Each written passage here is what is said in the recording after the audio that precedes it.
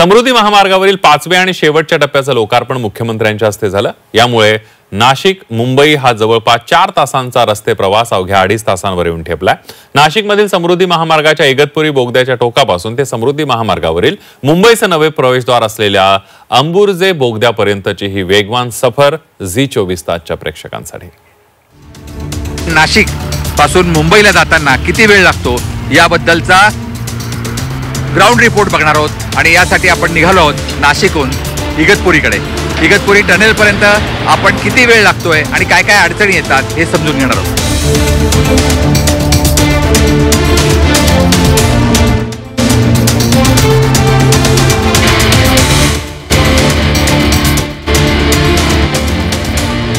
Toll आता आपल्याला लागलेला आहे आणि एकूण 38 मिनिटं आपल्याला नाशिकमधून या टोलवर येण्यासाठी लागले।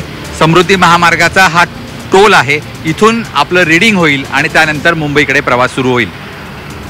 आपल्याला फक्त 38 मिनिटात आज आपण इथं पोहोचल्यामुळे समृद्धीतून आपला जवळजवळ पडघ्यापर्यंत म्हणजे आमनेपर्यंत जाण्याचा 2.5 तासाचा जो काही वेळ आहे तो केवळ आपण 40 मिनिटात करू शकू।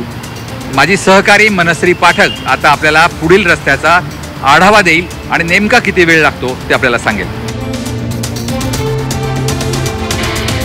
हिंदू हृदय सम्राट बाळासाहेब ठाकरे समृद्धी महामार्गाच्या 5व्या टप्प्याचं आज लोकार्पण झालं। मी सध्या इगतपुरी बोगद्याजवळ आहे आणि या इगतपुरी बोगद्याजवळून आता मी मुंबईचा प्रवास करणार आहे।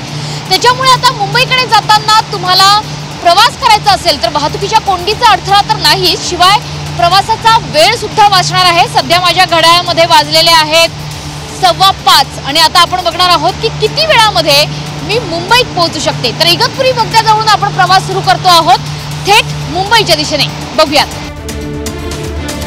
साधारणपणे नागपूर ते मुंबईचा प्रवास असेल तो आपण बघितलेला आहे आणि सोबतच नाशिक ते इगतपुरीचा प्रवासही बघितलाय। मात्र आता माझा प्रवास सुरू होतोय तो म्हणजे महाराष्ट्राच्या राजधानीच्या दिशेने, मुंबईच्या दिशेने।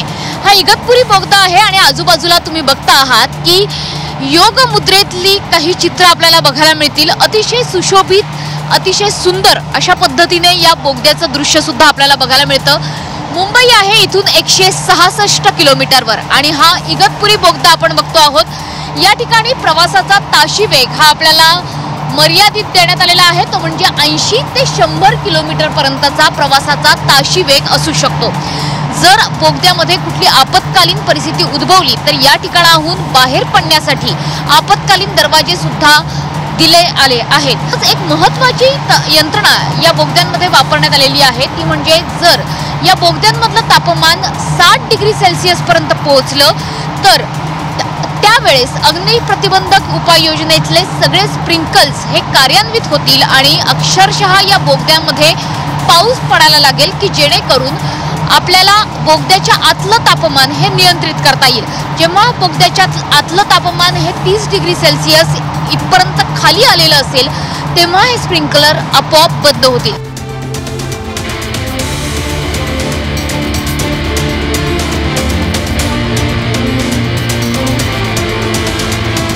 समृद्धी महामार्गावरनं प्रवास करताना वेगासोबतच आपण प्रवास करतोय तो म्हणजे निसर्गाच्या सौंदर्यासोबत सुद्धा। सध्या हा आहे वशाळा बोगदा। इगतपुरी बोगदा ओलांडल्यानंतर हा वशाळा बोगदा लागतो, ज्या ठिकाणी वारली चित्रशैलीतली चित्र सुद्धा आपल्याला बघायला मिळतात। वशाळा बोगद्याचं वैशिष्ट्य हे आहे की हा वशाळा बोगदा ज्या ठिकाणी इगतपुरीजवळ पिंपरी सदरुद्दीन या ठिकाणाहून सुरू होतो तिथे थळघाटांच्या डोंगरांचा भाग आहे। हा जो बोगदा आपण बघतो आहोत हा थळघाटांचा डोंगर फोडून बनवलेला आहे, त्याच्यामुळे मोठं आव्हानात्मक काम होतं हा बोगदा तयार करण्याचं। हा बोगदा कसारा तालुक्यातल्या वशाळा बुद्रुक इथे येतो, म्हणूनच याला वशाळा बोगदा असं नाव देण्यात आलेलं आहे।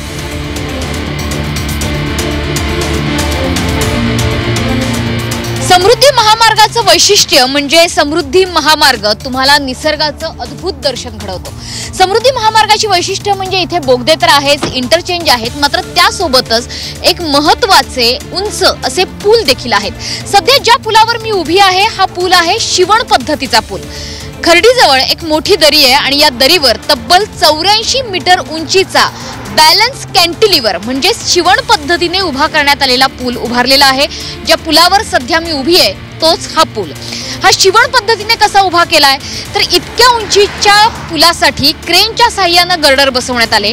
मात्र हे गर्डर बसवणं शक्य नव्हतं, त्यामुळे दोन्ही बाजूचे गर्डर्स विशेष केबलच्या द्वारे अक्षरशः शिवण्यात आलेले आहेत. म्हणूनच या पुलाला शिवण पद्धतीचा पूल असं म्हटलं जातं.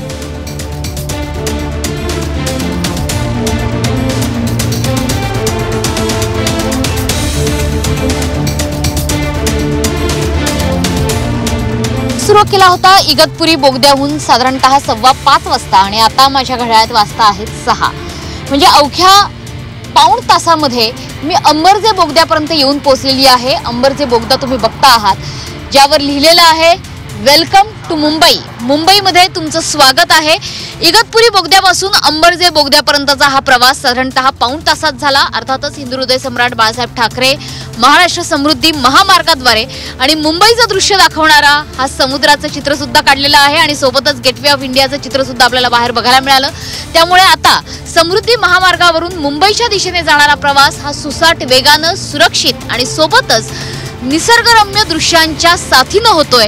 अंबरजे बोगद्यातून आपण प्रवास करतो आहोत आणि अर्थातच मुंबईच्या प्रवेशद्वाराशी आपण येऊन पोहोचलेलो आहोत असं म्हणायला हरकत नाही.